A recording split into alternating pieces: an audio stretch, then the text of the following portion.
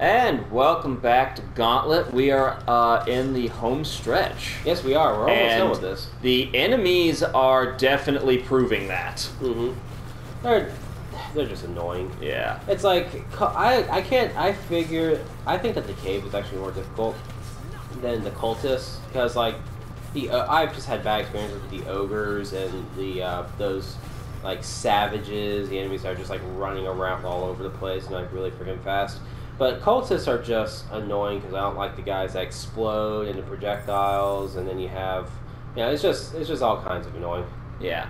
I'm actually kind of impressed because you went through all of this in your own time solo. Well, I did have Will help me out a lot, but yes, I did do a lot of this solo. Yeah. But I'm actually wondering if like the difficulty increases with the number of players. I don't think so, because it has a difficulty setting, but it might have... I don't know. That's something we might have to look into. Yeah, because I know that a lot of the times in co-op games, the difficulty will definitely increase, even if it's just a little bit, by how many people are playing. Oh yeah, as is typical for that. So we went through the pathway. Let's go through the pathway. Okay. This is just like the cavern all over again. Come up with some originality, people! Yeah. Enough about the past. Instead, let's talk about the past. Nice. So, I gotta rant a little bit about the place I work at, because lately I've just been, like, I don't mind working there. I work there part-time right now, and I'm a cashier. And it's mainly until I find either a better job or I start going to grad school. But I never have any reason to not like my job, because they know I'm a hard worker, they like me there, and I feel like that if I'm at least going to be here for a while, I might as well do a good job, so that way if something, more opportunity comes along, I'll be a decent candidate. But anyways... And plus it never hurts to have an extra reference. Oh, exactly. And so but I've been working here for about almost technically 2 months. And at first I've been fine, but lately, the past few days, I've just been pissed off with people in general lately. Like... Really? Yeah. Well, it's like, I've been fine. Like, I haven't, openly said to a customer, you're an idiot, but I've been saying that a lot in my head lately. I welcome you to any kind of customer service job. Yes. And it's just like, it's simple things that get me.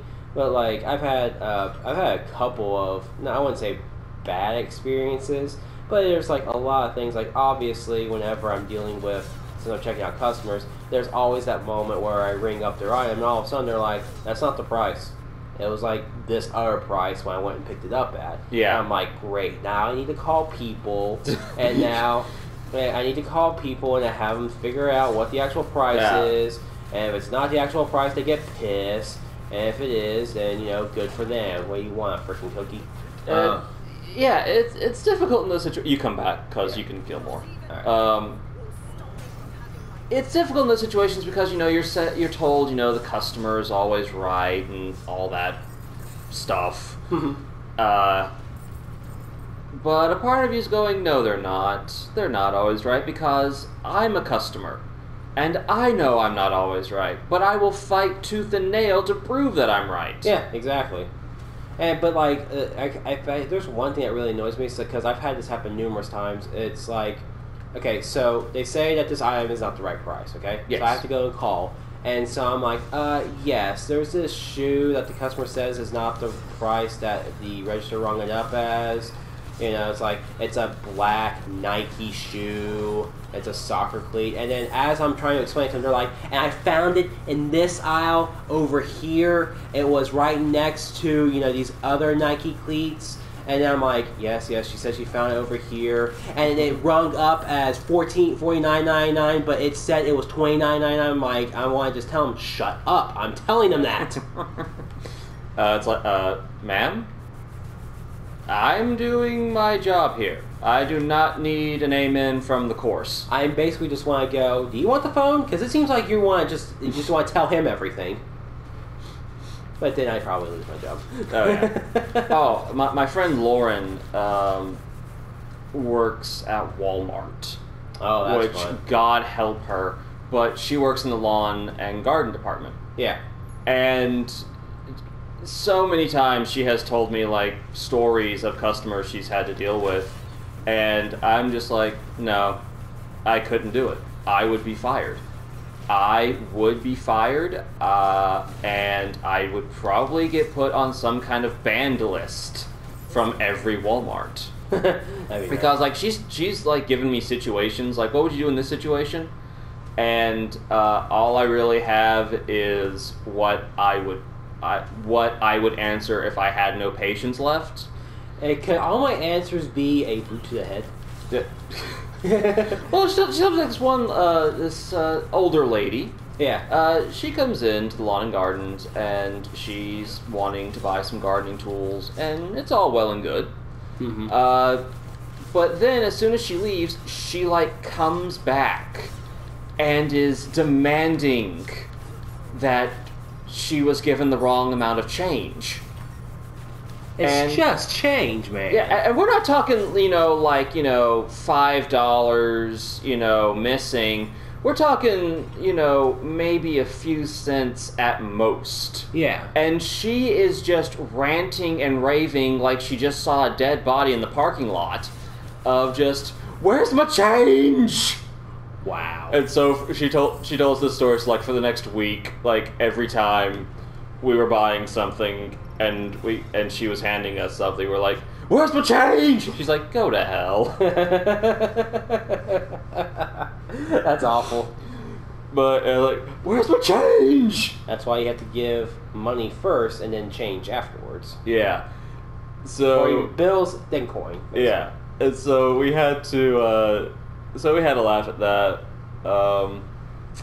But at the same time, I'm like, if I was in that situation, that's when I call Gary, because for some reason every security guard is named Gary. Yeah. Or Larry. Yeah, think about it.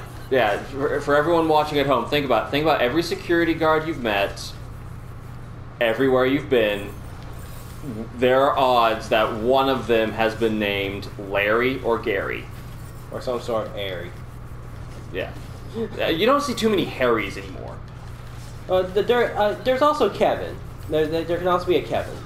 There can be a Kevin, but they're not nearly as numerous. Yeah, because, oh man, you remember our Kevin. Yes. But we're not going to talk about that right now. But on the off chance he's watching this. Oh god, if it turns out he's one of our few subscribers right now, I will just be disturbed in all sorts of ways. Yeah.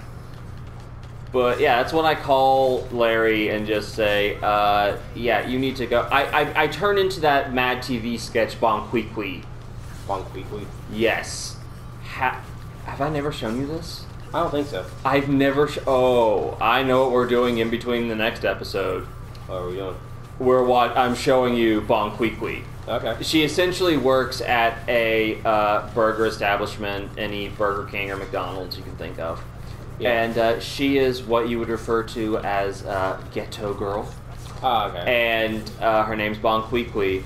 And it's basically how she acts towards all of her customers. And, like, every time they give her a complex order or they do something she doesn't like, she calls security. Oh, wow. Yeah, and so it's like every couple of seconds she goes, security, security. I think I have heard of this, but I've never seen it. Okay, yeah. Well, I gotta show it to you. Okay. But, yeah. And that would basically be me with that old woman. It's security, security. We got a crazy woman in lawn and garden. So somebody better come over here and prune this woman. Prune this woman? I don't know where I was going with that. It's just something I said. I'm just thinking, prune this woman. Yeah. It's like the most insult thing I could think of that was like lawn and garden related. Because otherwise it's just, hey, someone better come over here and mow this bitch down. I think a little too upfront there. Exactly. It's like, you gotta add a little finesse. People are just looking at you and you're just like, what? Too upfront? Too forward? Oh, there was one situation that she threw at me, and she basically told me flat out I would get fired if I had actually said that. Oh, yeah. and it was this guy was like confronting her, and she goes, "Sir, maybe you should calm down so we can talk about this." And his response was, "Well, maybe we should talk about it outside." And this was a full-grown man, and this is a girl who's shorter than me. She's about 5'8", and Wow. he's like throwing that out. And so she, I said, and that's when I respond with, "Well, sir, maybe the gun I'm holding under this counter is loaded. Maybe it isn't." Which, yes, I borrowed from a Tyler Perry play. I have no shame about it because she goes, "Yeah, you would then be walked to the back and out the rear, so you didn't have to bother the people coming in the entrance." Wow. They're like, "I wasn't threatening him." Kinda. Like, I don't think he could stand up in law. Okay, we've beaten the sideways path. All that's left is the final boss of Gauntlet. And here it is. And there he is, and we will go to the heart of the Gauntlet. Wait. We're actually, it's not exactly to the boss yet. We have to go down some stairs. So let's just go down some stairs first, and then we'll stop it. Okay. Save us a little bit of time, because this might be a long episode, this boss fight. Okay, because hopefully, fingers crossed, don't want to jinx it. Maybe we can get through this on the first run through. Maybe not. I don't like the fact they've already given us a revive coin. Okay. Oh, you always get a revive coin. Alright, so we'll stop it right here. Okay.